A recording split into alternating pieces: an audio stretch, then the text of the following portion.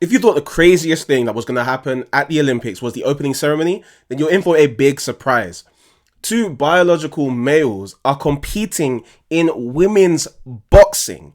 Now, before you just think this is the trans nonsense gone wild, in this video, I'm going to explain to you why it's actually a lot more complicated than that, but we're going to unpack 5 things. First, we're going to look at the shocking scenes of one of the biological males winning their first fight in less than a minute. Then we're going to look at how this is allowed to happen. And after that, we're going to look at why some people are defending them competing. And then we're going to look at what God's word says, and make sure you stick to the end, because at the end, we're going to look at what happened to the woman that lost that first fight, because I guarantee it will shock you. So Ting and Imane Khelif, these two, are biological males competing in women's boxing at the Olympics. And I'm sure you're thinking, how on earth is this allowed to happen? Right? This biological male fighting a woman. This is violence against women.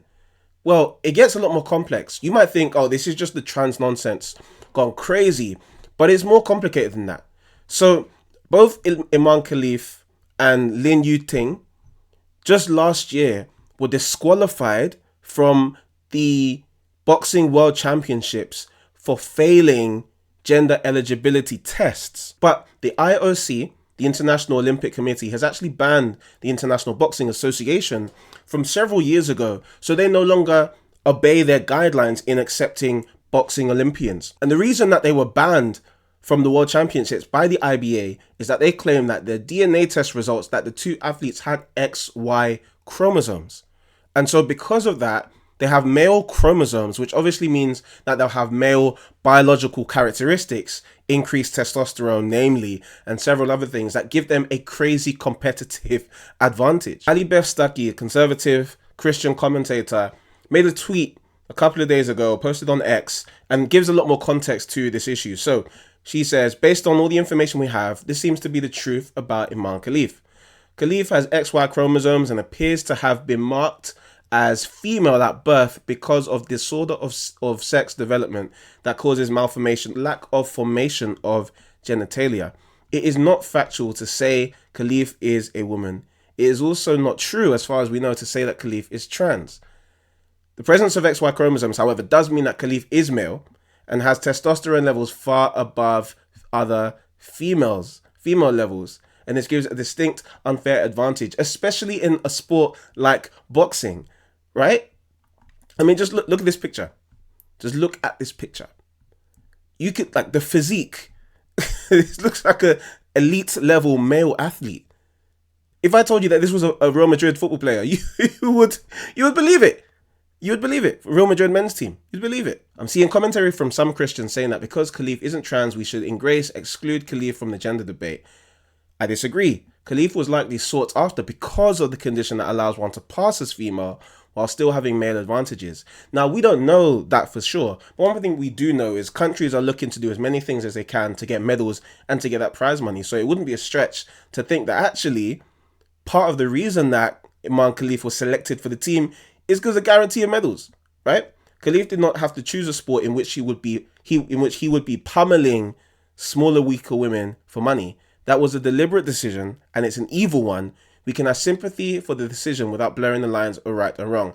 Absolutely, we can have sympathy for the experience of something like DSD, whilst not being naive to the fact that this is actually evil. This is actually dangerous. This is actually sickening. Now, just before I show you what God's word has to say about this and what happened to Angelina Carini after this fight, I want to show you some other reasons why people are defending this. So as we've mentioned, there are many people who are saying, look, the male genitalia did not form. The male genitalia did not develop. Now, we don't even know that for certain because we've not seen pictures or anything. And the eligibility tests that were done by the IBA were not revealed entirely. So we don't know exactly what the situation is. But I find this really interesting. So Anonymous said, Imane Khelif should sue every single account and outlet saying she is trans. I'm not going to say that word. People are putting her life at risk. It's illegal in her country to be trans. Now, of course, we talked about the trans issue, but J.K. Rowling then responded by saying the idea that those objecting to a male punching a female in the name of sport are objecting because they believe Khelif to be trans is a joke. We object because we saw a male punching a female.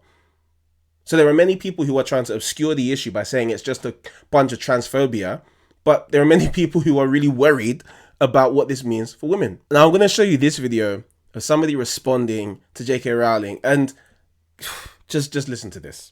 So J.K. Rowling hasn't only called one woman of color a man because she doesn't fit the Eurocentric beauty standards that J.K. Rowling believes in. So women of color. So it's a race thing now. Where did that enter the conversation? Eurocentric standards. You mean like X chromosomes? Eurocentric? Really? Keep listening. But now she has called two women of color men. I already made 2 videos about Imane, the Algerian boxer she called a man, but J.K. Rowling also called Ting a man. Because I guess women in J.K. Rowling's eyes have to be white, European, and have like dainty little features, which is interesting. No, they just have to be women and have female chromosomes and female physiology as a result. Like that's the point. Because some might say that J.K. Rowling herself does not have dainty features, so is she a man as well? As I said, for transphobes, this is a pattern. They will always pick out women of color that do not have Eurocentric features and call them men. They will scream, I want to protect the women. Who is going to protect the women? Where are all the feminists? Well, literally, I mean, you saw the fight. You saw those punches. You saw that. also telling women that they are not women enough. Do you know why Lynn started boxing? Because she was protecting her mother from an abusive partner. That is why she started boxing at I think 12 or 13. Lynn has done more to protect women than people like J.K. Rowling and all the right-wingers who are TERFs will ever do in their life. Clearly though, seeing women get hit by biological men that have significantly more testosterone does not bother them. It just doesn't. And this is what you call gaslighting.